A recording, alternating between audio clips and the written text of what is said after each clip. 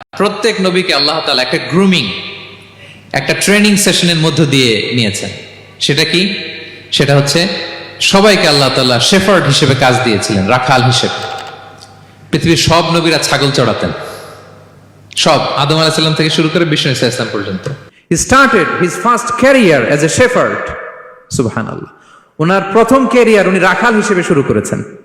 রাখালরা যে কাজ করে, অর্থাৎ মরুভূমিতে ভেড়া, ছাগল, তারপর বকরি, দুম্বা, এই চড়ানোর কাজগুলো দিয়ে বিষ্ণু ইসা ইসলাম তার ক্যারিয়ার শুরু করেছেন এজ এ শেফার্ড। বিষ্ণু ইসা ইসলাম বলেন, সহিহ বুখারীর বর্ণনা, মা বাআসাল্লাহু নাবিয়্যান ইল্লা রাআল গানাম।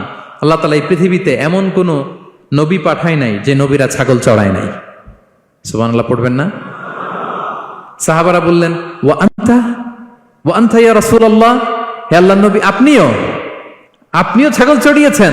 বিষ্ণু ইসা ইসলাম বললেন, নাআম, আমিও ছাগল চড়িয়েছি। ওয়া কুনতু আরআহা আলা কারারিত লি আহলি মক্কা। আমি অল্প কিছু মজুরির বিনিময়ে, অল্প কিছু টাকার বিনিময়ে, সামান্য কিছু পারিশ্রমিকের বিনিময়ে মক্কার লোকদের ছাগল চড়িয়ে দিতাম। সুবহানাল্লাহ পড়েন।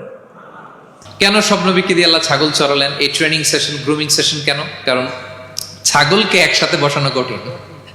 ছাগল একটু কি বলে, একটু টেরা টাইপের প্রাণী, কথা শুনতে চায় না। ধরেন যে সারা সপ্তাহ আপনি খুব ব্যস্ত, একদিন সুযোগ পাইছেন সপ্তাহে যে আজকে আমি ফ্রি আছি, যাই পুকুরে, যে আমিও গোসল করি, ছাগলটারও গোসল করাই। এটা ধরে যদি এখন পুকুরের দিকে টান দেন, কি করবে? পা দুইটা এমন শক্ত করে মাটিতে ধরে রাখবে, আপনি যত টানবেন ওর ঘাড়ের চামড়া ছিঁড়ে যাচ্ছে, তারপরেও আসে না।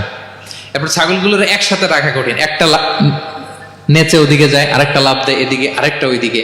এদেরকে যদি কেউ একত্রিত করতে পারে, তাহলে এই জাতিকে, মানব জাতিকে একত্রিত করা তার জন্য একেবারে সহজ, পানি ভাত, ঠিক কিনা?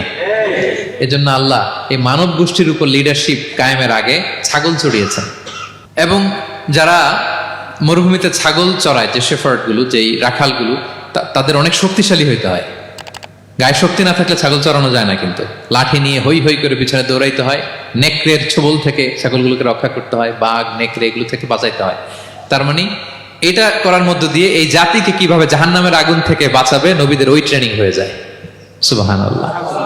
ছাগল এদিক ওদিক দৌড়াতে থাকে, এদেরকে যেমনি একত্রিত করতে হবে, নবীদের কাজও হচ্ছে মানব গোষ্ঠীকে ইউনাইটেড করা, একত্রিত করা। এজন্য আল্লাহ তাআলা মা বাআসাল্লাহু নাবিয়্যান ইল্লা রাআল গানাম, এই পৃথিবীতে এমন কোন নবী পাঠান নাই যেই নবীকে দিয়ে আল্লাহ তাআলা ছাগল চড়ান নাই। সব নবীর মধ্যে এটা common. Be a part of our vision. Do listen and share the khair.